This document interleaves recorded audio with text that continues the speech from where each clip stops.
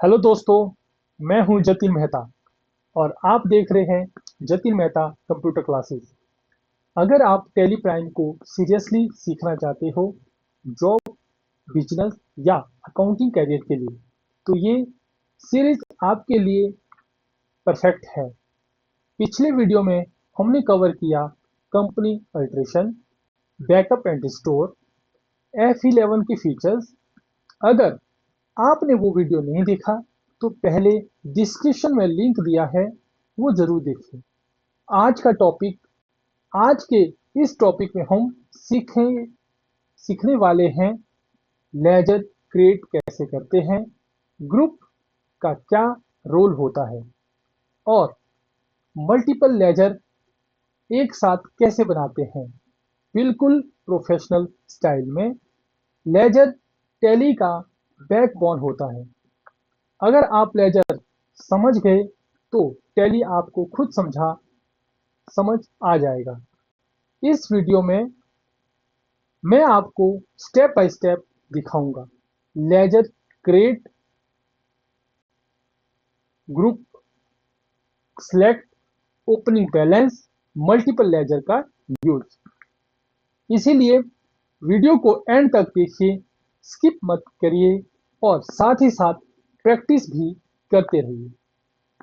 दोस्तों, टैली सीखना एक स्किल है और स्किल ही आज के टाइम में आपका रियल पावर है।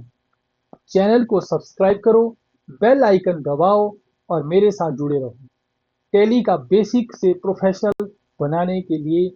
चलिए शुरू करते हैं लेजर से। लेजर क्या होता है? लेजर टैली का सबसे इंपॉर्टेंट पार्ट होता है। सिंपल शब्दों में कहूं तो लेजर किसी भी पर्सन, पार्टी, बैंक, एक्सपेंस या इनकम का अकाउंट होता है। जैसे cash ledger, bank ledger, customer ledger, purchase ledger, salary ledger. जब भी हम टैली में कोई ट्रांजैक्शन एंटर करते हैं, परचेज हो या सेल हो, पेमेंट हो या रसीप्ट, सब कुछ किसी न किसी लेजर के थ्रू ही होता है। इसीलिए कहा जाता है टैली का backbone equal to ledger. Ledger एक अकाउंट्स होता है जिसमें हम किसी भी पर्सन या एक्सपेंस का पूरा हिसाब रखते हैं। जैसे रियल लाइफ में हम डायरी में लिखते हैं कौन सा पैसा आया, कौन सा पैसा गया। टैली में वही काम लेजर करता है। चलिए समझते हैं। टैली में गए, टैली लेजर में गए। यहां पे हमें टैली का लेजर जैसे then cash ledger, cash account लिखते हैं। कैश अकाउंट जब हम लिखते हैं तो देखिए यहां से हम जब एंटर करते हैं, कैश लिखते हैं, तो हमारे पास यहाँ एक ऑप्शन आता है। जब हम कैश करते हैं तो हमारे पास क्या आता है? Name already exit, enter the different name. ये क्यों आता है? इसमें एक ये चीज रहती है, जो टैली में लेजर हम बनाते हैं ये ऑलरेडी टैली में बने होते हैं। बाय डिफॉल्ट दो लेजर ऐसे होते हैं जो टैली में बने होते हैं। हम वापिस आते हैं, कहाँ दिखाई देते हैं? तो हम बाहर आ गए, अल्टर पे चला गया। अल्टर पे जाने के बाद लेजर पे चले जाते हैं तो देखिए कि यहाँ दिखाई देते हैं कैश और प्रॉफिट एंड लॉस। ये ऑलरेडी बने होते हैं। बस हमें इन चीजों को नहीं बनाना है क्योंकि हमें इसको सिलेक्ट करना है बस कैश। ठीक है, यहां से हम इसको डालते हैं। अब आए ओपनिंग बैलेंस।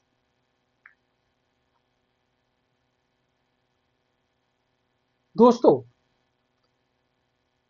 ओपनिंग बैलेंस क्या होता है इसके बारे में समझते हैं।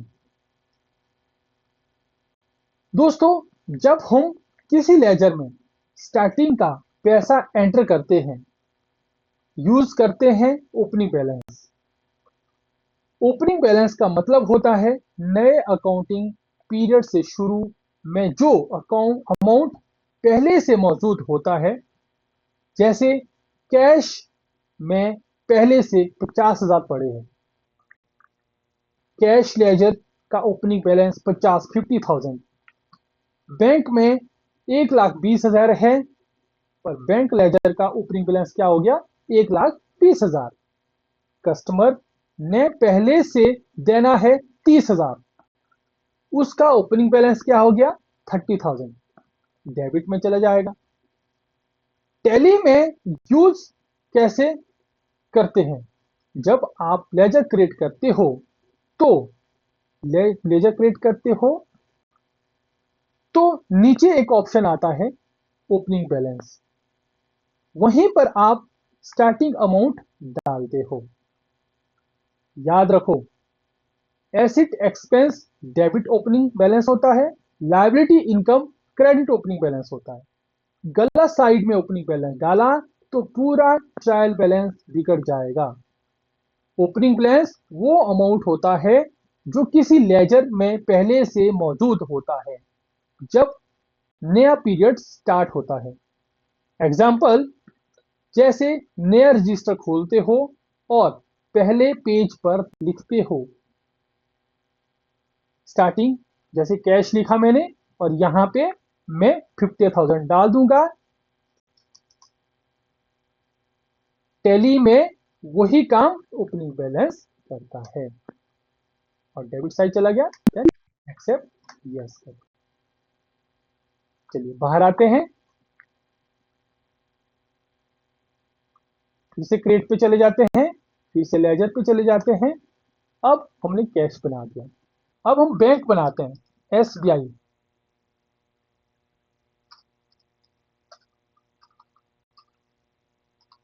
स्टेट बैंक ऑफ इंडिया, किसके अंदर डाला हमने? इसको अंडर किया किसके? बैंक अकाउंट के अंदर। ग्रुप भी समझेंगे हम। अभी हम इसको कहाँ डालते हैं? बैंक जितने भी होते हैं वो कहाँ डालेंगे हम? बैंक अकाउंट के अंदर। अब चलिए ग्रुप को समझते हैं। ग्रुप क्या होता है? दोस्तों, जैसे रियल लाइफ में हम चीजों को कैटेगरी में रखते हैं, वैसे ही टैली में लेजर को ग्रुप में रखा जाता है। लेजर ग्रुप का मतलब होता है एक जैसे नेचर, एक लेजर को एक ही कैटेगरी में रखना। जैसे सैलरी होगी, रेंट हो गया, बैंक हो गया, सैलरी, रेंट, ये चीज क्या आती है? ये चीज हम इनडायरेक्ट एक्सपेंस के अंदर डालते हैं। परचेज, फ्रेट हो गया, इसको हम डायरेक्ट एक्सपेंस के अंदर डालते हैं। कैश और बैंक जैसे हम लेजर बनाते हैं, इसको हम करंट एसिड के अंदर डालते हैं। और कस्टमर डेप्टर्स होते हैं तो हम उसको सन्ड्री डेप्टर के अंदर डालते हैं। अगर कस्टमर क्रेडिटर होते हैं तो उसको सन्ड्री क्रेडिटर के अंदर डालते हैं। ग्रुप का फायदा क्या होता है? ग्रुप का फायदा, रिपोर्ट सही आती है, प्रॉफिट एंड लॉस क्लियर बनता है, बैलेंस शीट ऑटोमेटिकली सही बनती है। इसीलिए जब भी हम लेजर क्रिएट करते हैं, सबसे पहले हम ग्रुप सिलेक्ट करते हैं। और याद रखो, गलत ग्रुप गलत रिपोर्ट, सही ग्रुप सही profit balance sheet. Ledger group एक कैटेगरी होती है जिसमें सेम नेचर के अकाउंट्स रखे जाते हैं। एग्जाम्पल के तौर पे, जैसे स्कूल में सब्जेक्ट अलग अलग होते हैं, मैथ, इंग्लिश, साइंस, वैसे ही टैली में अकाउंट्स के ग्रुप होते हैं। अब टैली में इंटरफेस जाकर इसको बनाना शुरू करते हैं। अल्ट सी करके हम इसको बना भी सकते हैं। यहाँ पे अल्ट सी करके आप बना सकते हैं इसको। देन वापिस आइए, यहाँ ऑलरेडी बना है bank, state bank of India. हम इसको सिलेक्ट कर लेते हैं और आगे एंटर कर लेते हैं। एंटर करने के बाद, एंटर करके बैंक अकाउंट डिटेल्स मांगेगा।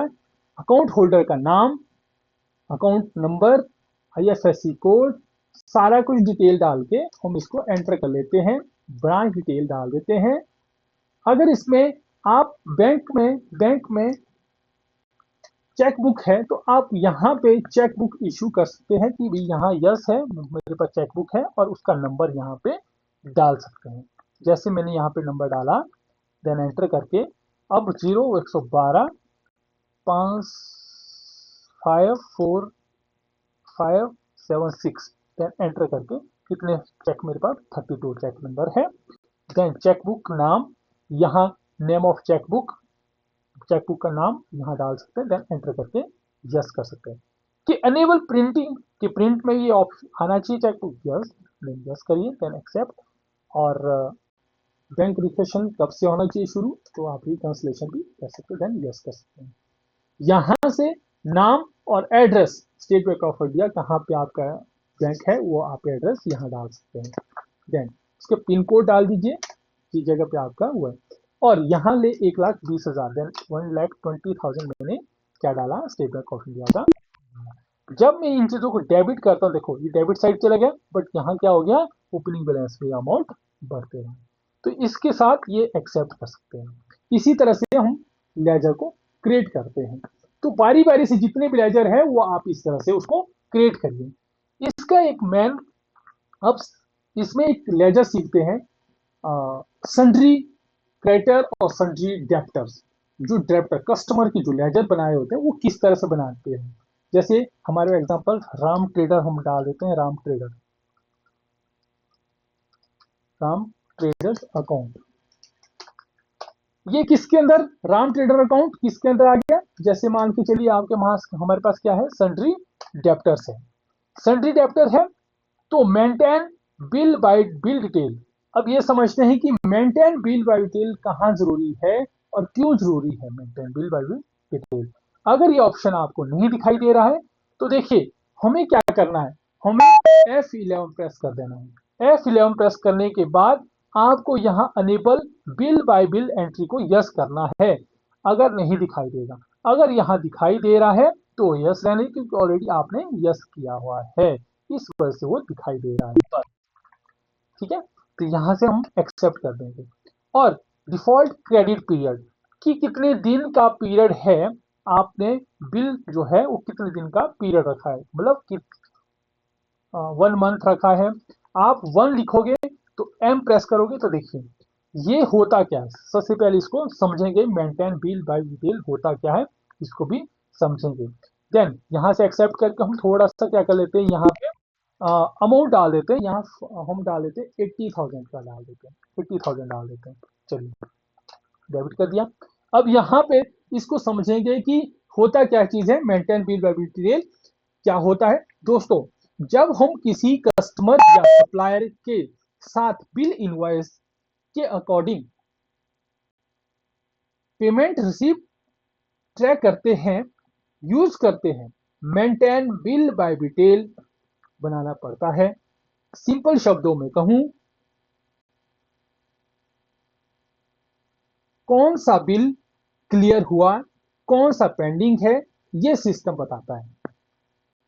ये कब बनाया जाता है, जब आप किसी पार्टी के साथ एंट्री करते हो, जैसे सेल, परचेज, रिसिप्ट या पेमेंट।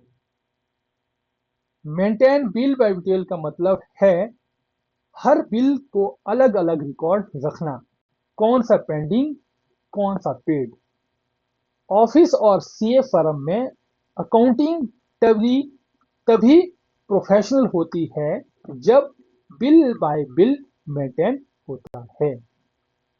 डेट मेंशन करते हैं, यहाँ जो डेट होती है उस डेट को हम डाल सकते हैं।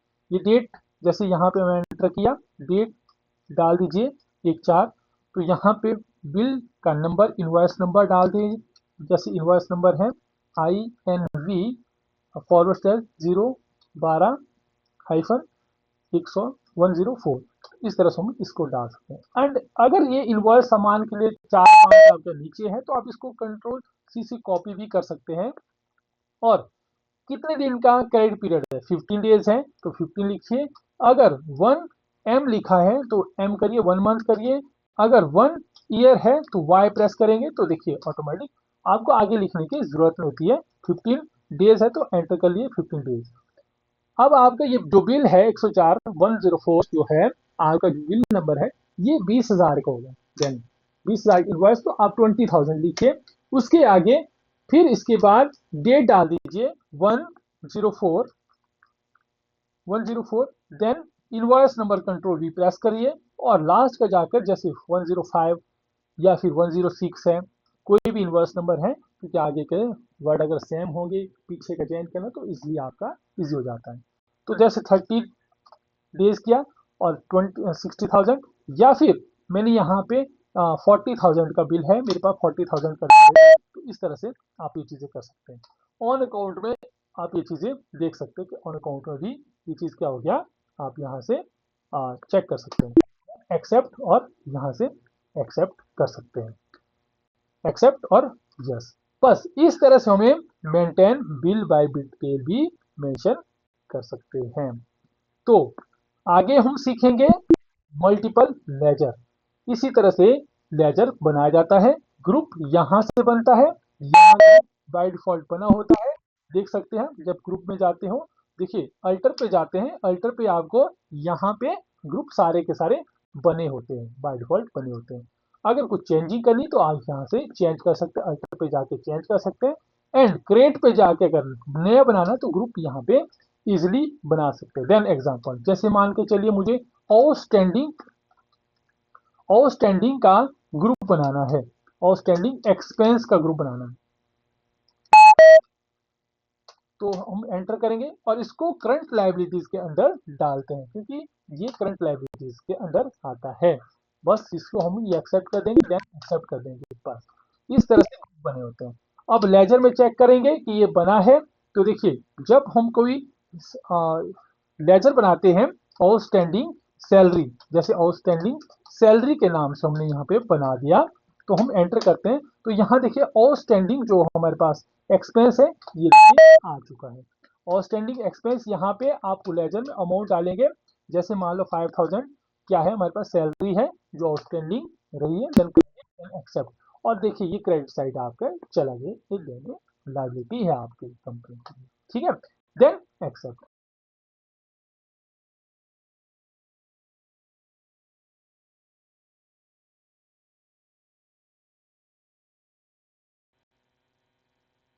आगे सीखेंगे चार्ट ऑफ अकाउंट्स में मल्टीपल लेजर। देखिए चार्ट ऑफ अकाउंट्स में चला गया और यहाँ पे हमें लेजर के अंदर जाना है। लेजर के अंदर जाने के बाद यहाँ पे अल्ट एच प्रेस कर देना है। अल्ट एच प्रेस करने के बाद आपके पास लिखा हुआ यहाँ पे आएगा multiple create ledger multiple alter ledger यहाँ दोनों चीजें आ जाएंगी। मल्टीपल क्रेड लेजर पे एंटर कर देना है आपके पास इस तरह की विंडो सामने आ जाएगी।